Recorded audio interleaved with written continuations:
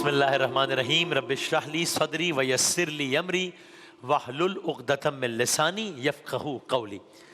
داستان حضرت یونس علیہ السلام ایک منفرد داستان جس کا کل آغاز ہوا تھا۔ کل کا ریکیپ یہ ہے، اللہ کے نبی ہیں یونس علیہ السلام، قوم کو تبلیغ کی، قوم نے ان کی نہ مانی، یہاں تک کہ یونس علیہ السلام قوم کو ان کے حال پر چھوڑ کر چلے گئے۔ پھر کیا ہوا؟ بستی میں آثار عذاب رونما ہونا شروع ہوئے۔ پھر کیا ہوا؟ بستی والوں کو غلطی کا احساس ہوا۔ پھر کیا ہوا؟ سب گھروں سے نکلے، سب نے میدانوں کا رخ کیا۔ پھر کیا کیا؟ سب ایک دوسرے سے جدا ہوئے، یہاں تک کہ ماؤں کو بچوں سے جدا کر دیا گیا، بچوں کو ماؤں سے جدا کر دیا گیا۔ سب میدان میں صحرا میں نکل کر گریہ و زاری کرنے لگے، گویا خداوند تعالیٰ کو متوجہ کرنے کا یہ انداز اپنایا انہوں نے۔ پھر کیا ہوا؟ یہاں کل داستان ختم ہوئی تھی۔ کل آپ سے ہم نے یہ بھی عرض کیا تھا کہ آپ کی خدمت میں یہ بتائیں گے کہ یہ داستان کس طرح باقی داستانوں سے مختلف ہے۔ تو اس میں نقطے آتے جائیں گے۔ پہلا نقطہ تو یہی ہے، اس سے پہلے کبھی بھی کسی قوم نے، آپ جن کے بھی واقعات سنتے ہیں، چاہے اس قوم سے پہلے کے ہوں یا بعد کے، قوم نوح علیہ السلام، قوم عاد، قوم سمود، کوئی بھی، قوم شعیب علیہ السلام، قوم لوط، کوئی بھی، اس سے پہلے کبھی بھی کسی بھی قوم نے اس انداز سے ریاکٹ نہیں کیا تھا جیسے یونس علیہ السلام کی قوم نے ریاکٹ کیا تھا۔ یعنی کہ پوری کی پوری قوم کو اپنی غلطی کا احساس ہو گیا، سب ایمان لے آئے، سب توبہ کرنے لگے۔ یہ اس سے پہلے کبھی کسی قوم نے اس طرح ریاکٹ نہیں کیا تھا۔ اس لیے یونس علیہ السلام کی قوم اور یہ داستان باقی ساری اقوام اور باقی ساری داستانوں سے مختلف ہے۔ تو اب یا پیچھے صحرا کے مناظر بھی کچھ دیکھ رہے ہیں، ظاہر جنیرک مناظر ہیں، لیکن صرف ایک اندازہ دلانے کے لیے، اور جو کچھ تصاویر ہیں ان میں آپ کچھ نینوا کی تصاویر بھی دیکھ رہے ہیں۔ آج بھی عراق میں شہر ہے کربلا معلیٰ سے 5-6 گھنٹے کی ڈرائیو پر، موصل کہتے ہیں، اس کے آس پاس کی یہ داستان ہے۔ تو اب منظر کیا ہے کہ سب میدان میں، صحرا میں، بیابان میں ہیں، سب گریہ و زاری کر رہے ہیں، سب اللہ تعالیٰ سے توبہ کر رہے ہیں، سب اللہ تعالیٰ کے حضور گر گڑا رہے ہیں، سب کو اپنی غلطی کا احساس ہے، اور تاریخ میں پہلی مرتبہ کسی قوم نے اس طرح ریاکٹ کیا ہے۔ یہ منظر جاری ہے یہاں تک کہ اب منظر نامے میں تبدیلی آنا شروع ہوئی۔ کیا تبدیلی آنا شروع ہوئی؟ جی ہاں، گویا رحمت کبریا جوش میں آنا شروع ہوئی، رحمت کبریا جلوہ گر ہو گئی، اللہ تعالیٰ کو ادا پسند آ گئی۔ نینوا کی فضا جو طوفان کے آثار سے ڈھک گئی تھی، جو عذاب کے آثار سے ڈھک گئی تھی، اب وہاں سے عذاب کے آثار، اب وہاں سے عذاب کے بادل ہٹنا شروع ہو گئے۔ یہ بھی پہلی مرتبہ ہو رہا تھا۔ لوگ ابھی تک ششدر ہیں، یقین نہیں آ رہا کہ کیا واقعی جو ہم دیکھ رہے ہیں، کیا واقعی دیکھ کے جو ہم سوچ رہے ہیں، کیا ویسا ہی ہو رہا ہے؟ کیا واقعی عذاب کے آثار ٹل رہے ہیں؟ ارے ایسا پہلے تو کبھی نہیں ہوا تھا۔ ایک دفعہ جب کسی قوم پر عذاب آ گیا تو وہ کبھی ٹلا تو نہیں، طوفان نوح تھما تو نہیں۔ صالح علیہ السلام کی قوم کے چہرے جب سیاہ ہو گئے تو پھر وہ ٹھیک تو نہیں ہوئے۔ جن پر پتھروں کا عذاب آیا پھر وہ کچل کے مری گئے، عذاب ٹلا تو نہیں۔ جس قوم کو بندر بنا دیا گیا تھا، چاہے وہ ان سے پہلے والی قوم ہو یا بعد کی قوم ہو، وہ کبھی اپنی اصلی حالت میں واپس تو نہ آئے۔ جس قوم کو دردناک چیخ کا عذاب دے کر مار دیا گیا تھا، وہ چیخ کبھی تھمی تو نہیں۔ تو یہ کیا ہو رہا ہے؟ کیا واقعی عذاب کے آثار واپس جا رہے ہیں یا یہ ہماری خوش فہمی ہے؟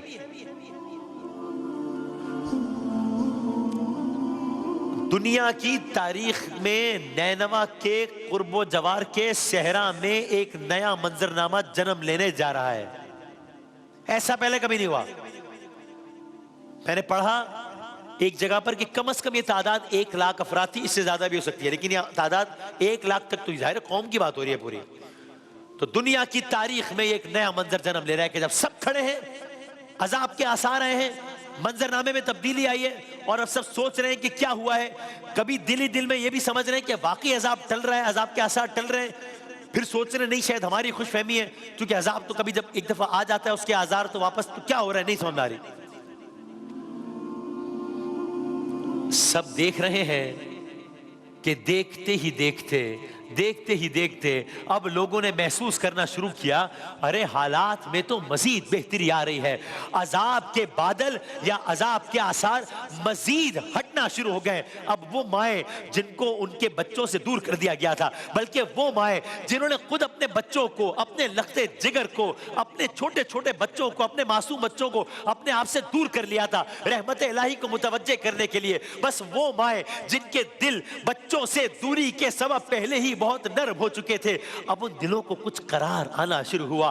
وہ بچے جو صحرا کی تپتی گرمی ایک طرف اور ماؤں سے دوری کی وجہ سے سہمے ہوئے تھے، اب ان سہمے ہوئے معصوم دلوں کو کچھ سکون آنا شروع ہوا۔ وہ جانور جو منظر نامے کی ہیبت کی وجہ سے عجیب کیفیت میں مبتلا تھے، گویا ان جانوروں کی حرکات و سکنات بھی کچھ معمول پر آئے۔ یہ سب کیا ہو رہا تھا؟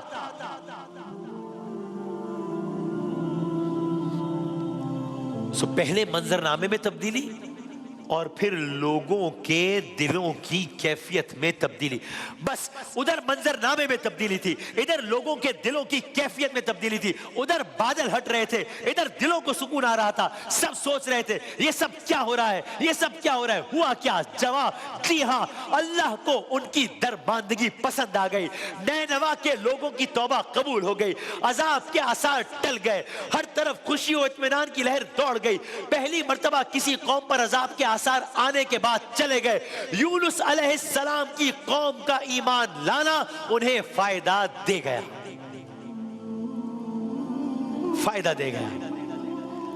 سنیے، یونس سورہ قرآن مجید میں ایک سورہ ہے، سورہ کا نام ہے سورہ یونس۔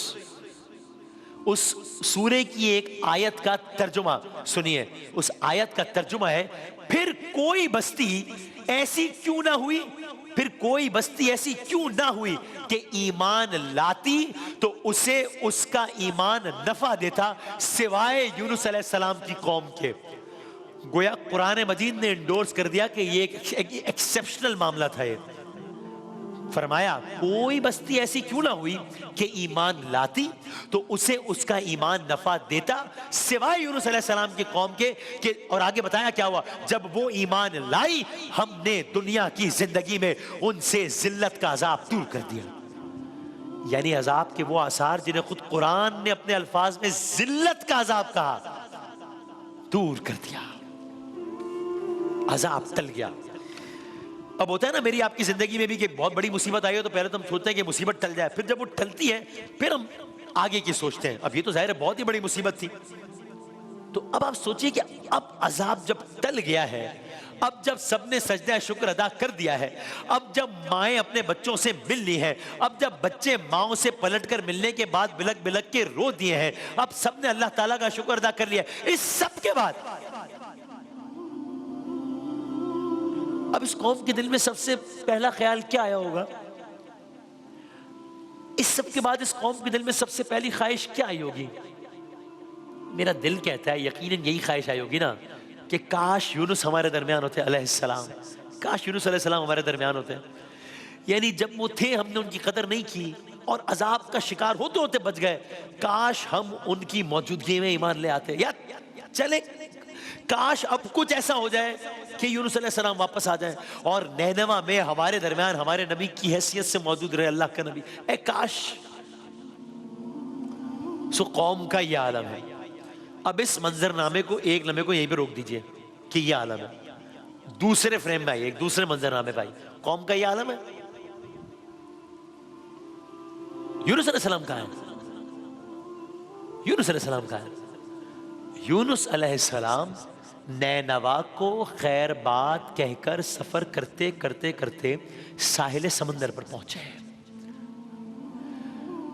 جب ساحل سمندر پہ پہنچے تو دیکھا ہے کہ ایک کشتی ہے، اور آپ کو واقعہ تو یاد ہے نا پہلے کا کہ قوم کو کہا تبلیغ کی اور قوم نہیں مانی اور چلے گئے۔ کشتی ہے، ساحل سمندر پہ پہنچے تو ایک کشتی میں کچھ مسافر بیٹھے ہیں، کشتی کہیں جا رہی ہے۔ آپ ہم کلام ہوئے ان مسافروں سے، کہا مجھے بھی ساتھ لے چلو، مجھے بھی ساتھ لے چلو۔ مسافروں نے بات مانی، جی ہم مان لی۔ نہ صرف یہ کہ بات ماننی بلکہ بہت عزت کے ساتھ، بہت احترام کے ساتھ آپ کو کشتی میں بٹھایا۔ کیوں؟ بھائی آپ کو جانتے ہو یا نہ جانتے ہو، آپ کی جبین مبارک سے شرافت و کرامت کا نور ظاہر ہو رہا تھا، تقوی و پرہیزگاری کی عبادت رقم تھی۔ سوار ہو گئے کشتی، یونس علیہ السلام اور باقی مسافر۔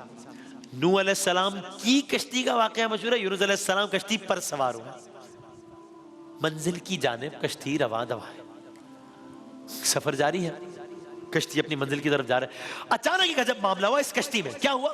کچھ فاصلہ طے کرنے کے بعد سمندر میں اچانک تلاطم پیدا ہوا اور تلاتم کو ایسا، یعنی ایک تو ظاہر ہے جب یہ لوگ اس طرح سفر کرتے تھے تو آج کل کی زمانے کی طرح ٹیکنالوجی نہیں، لیکن جب اس انداز کا سفر ہوتا ہے تو جو کشتی چلانے والے ہوتے ہیں وہ ایک اندازہ کر لیتے ہیں موسم کا حال دیکھ کے، سمندر کی صورتحال دیکھ کے. لیکن یہ اچانک ایک معاملہ ہوا، تلاتم پیدا ہوا، اور تلاتم بھی ایسا پیدا ہوا کہ جس نے کشتی کو برے طریقے سے ہلا کر رکھ دیا.